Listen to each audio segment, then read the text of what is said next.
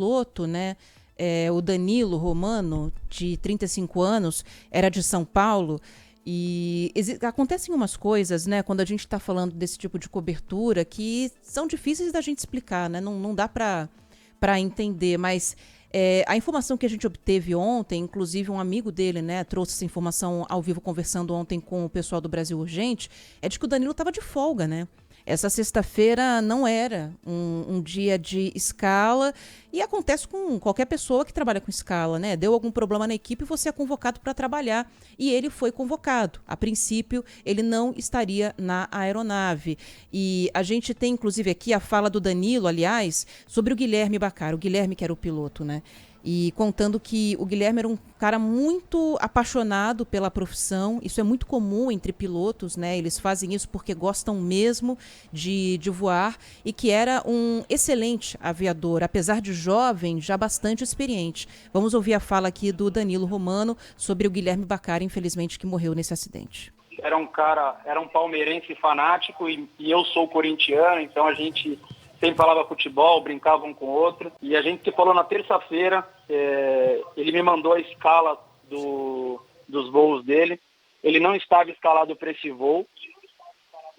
E, infelizmente, acho que ele estava sob aviso e acionaram ele para que ele fosse convocado para esse voo e aconteceu o que aconteceu. Bom, então ele não deveria estar trabalhando, mas acabou sendo escalado e entrou nessa aeronave.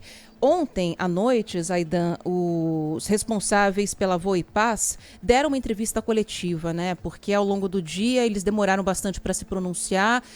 Estavam voltados para para uma outra linha de trabalho, que era de confirmar a lista de passageiros, conversar com as famílias, né, avisar do ocorrido. Mas ontem, depois das 8 da noite, o CEO da empresa, o Eduardo Busch, deu uma entrevista coletiva. O que ele disse é que os sistemas de controle de formação de gelo da aeronave estavam em operação normal quando teve a decolagem lá de Cascavel, no Paraná, mas que não dá para descartar agora a hipótese de uma pane ter provocado acúmulo de gelo nas asas da aeronave ATR-72. Essa é uma hipótese que está sendo levantada por todos os especialistas que a gente ouviu até agora, inclusive o Luiz Magalhães. Diga, o Maju.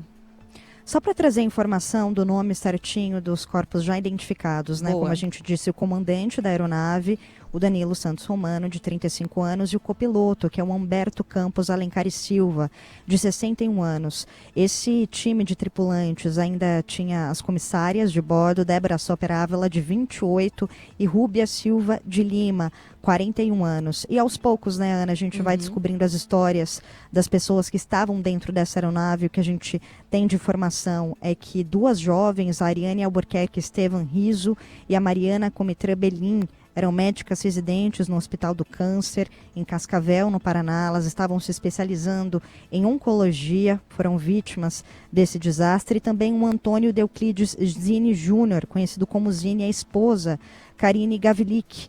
Ele foi goleiro da equipe Cascavel Futsal durante os anos de 2004 e 2005. O time é tradicional nessa mobilidade. Eles publicaram uma nota lamentando a tristeza com a perda irreparável desse casal, e aos poucos a gente vai descobrindo as histórias dessas pessoas, dessas 61 vítimas que morreram nessa tragédia, Ana. Isso aí. Então, aos poucos as histórias vão chegando aqui, entre histórias de pessoas que não deveriam estar na aeronave, como o caso do piloto, pessoas que escaparam desse voo por questões técnicas, mas vamos ouvir aqui a fala, então, do CEO da Voipaz, o Eduardo Busch, falando que agora, né, apontar a causa do acidente é mera especulação. Os sistemas de ICE do avião estavam todos operacionais. Ele decolou com todos os sistemas operacionais. A gente não sabe se pode ter tido uma pane em voo ou alguma outra intercorrência. Então, somente a investigação é que vai poder dizer. O que nós podemos afirmar é que, no momento da decolagem, o sistema de DICE estava totalmente funcionando. Ele tem os warnings dele, se ele tiver qualquer tipo de pane, não tinha nenhum aviso, então estava 100% operacional. Bom, outra coisa, questão meteorológica. Às vezes o aeroporto fecha, né, Zaidan? Então, se tem uma neblina muito intensa, tem aeroporto que mesmo quando a neblina não está muito forte, como o do Rio, por exemplo, o aeroporto ali, o Santos Dumont, qualquer neblina fecha. Por quê? O pouso é muito delicado, tem que fazer a volta ali, né, no morro, você pousa muito perto do mar, é super complicado. Outros aeroportos já têm uma condição, mas o fato é que o que o diretor de operações da Voipaz disse é que todos os parâmetros meteorológicos no momento da decolagem permitiam esse voo entre Cascavel e Guarulhos. Vamos ouvir aqui a fala do Marcel Moura. Na nossa despachabilidade, nós avaliamos a condição de gelo no local onde ele vai voar, na altitude que vai voar. E hoje era previsto gelo, mas dentro das características aceitáveis para o voo. O ATR tem características de voo, ele tem uma sensibilidade um pouco maior à situação de gelo.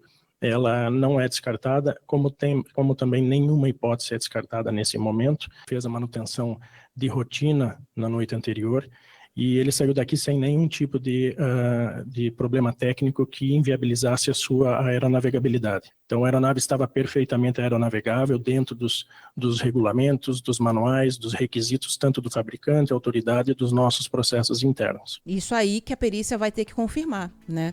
Por isso que preservar também o local do acidente é tão importante e as equipes que estão ali em Vinhedo estão também atentas a isso. A gente vai agora para o sul do país. A gente vai